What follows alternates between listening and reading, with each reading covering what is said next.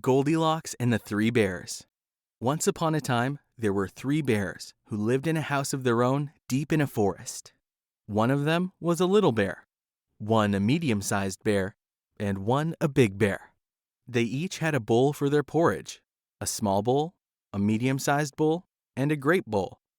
Also, they had each a chair to sit in, a small chair, a medium-sized chair, and a big chair. And they also had each a bed to sleep in, a small bed, a medium-sized bed, and a big bed. One day, after they carefully and neatly had made their beds and cooked porridge for breakfast, they took a walk in the woods while the porridge cooled in their bowls, so they wouldn't burn their mouths. They were polite, well-behaved bears. While they were away, a girl called Goldilocks, she had long, wavy blonde hair, passed by the house and peeped in the keyhole, for she was not at all a polite, well-behaved little girl. Seeing nobody home, she lifted the door's latch. The door was not locked because the three bears did nobody any harm and never suspected anybody would harm them. Goldilocks was pleased when she saw the porridge on the table. If she had been a good little girl, she would have waited for the three bears to come home, and perhaps they would have shared their breakfast. Unfortunately, Goldilocks was insolent and rude, so she set about helping herself. First, she tasted the porridge of the big bear, and that was too hot. Medium-sized bear's porridge was too cold, but little bear's porridge was just right. She liked it so much that she ate it all up.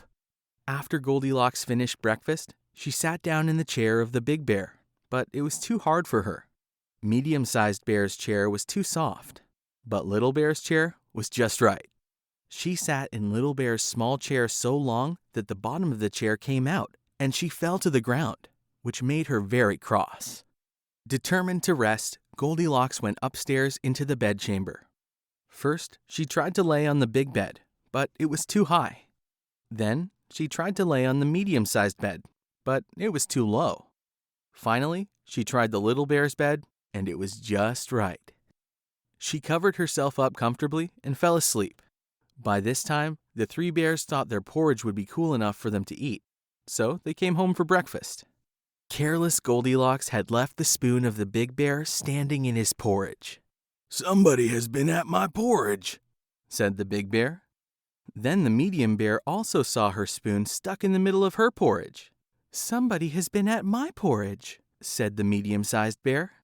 When little bear looked at his bowl, there was his spoon, but the porridge was all gone. "Somebody has been at my porridge and has eaten it all up." The three bears, knowing that someone had entered their house, began to look for the intruder. They checked their chairs. "Somebody has been sitting in my chair," said both the big bear and the medium-sized bear. "Somebody has been sitting in my chair and has broken the bottom of it," said the little bear. Then the three bears went upstairs into their bedchamber, where Goldilocks had left the carefully made beds a mess. "Somebody has been lying in my bed," said the big bear. "Somebody has been lying in my bed," said the medium-sized bear. When little bear looked at his bed, there was Goldilocks' yellow head on the pillow. "Somebody has been lying in my bed, and she's still here."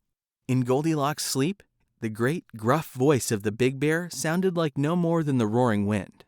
Medium-sized bear's voice sounded like a little bird chirping. But little bear's voice was so sharp and shrill that she woke up immediately. When Goldilocks saw the three bears on one side of the bed, she tumbled herself off the other side of the bed, ran to the window, and jumped.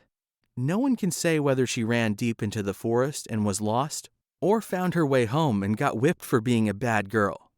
The three bears never heard about her again, and they lived happily ever after.